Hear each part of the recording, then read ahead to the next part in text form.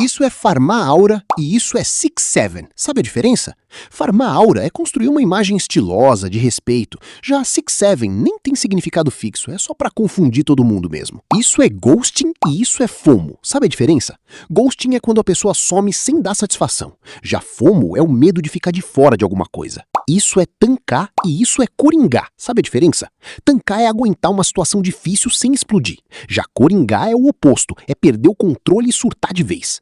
Isso é sus e isso é brabo. Sabe a diferença? Sus é quando algo ou alguém parece suspeito, esquisito. Já brabo é o contrário, é quando algo é incrível, impressionante. Isso é delulo e isso é red flag. Sabe a diferença? Delulo é quando alguém vive numa fantasia, se iludindo com algo que não é real. Já red flag é o sinal de alerta que deveria ter te avisado antes. Isso é cooked e isso é crash out. Sabe a diferença? Cooked é quando você já tá ferrado numa situação. Já crash out é a reação, explodir emocionalmente por causa dela.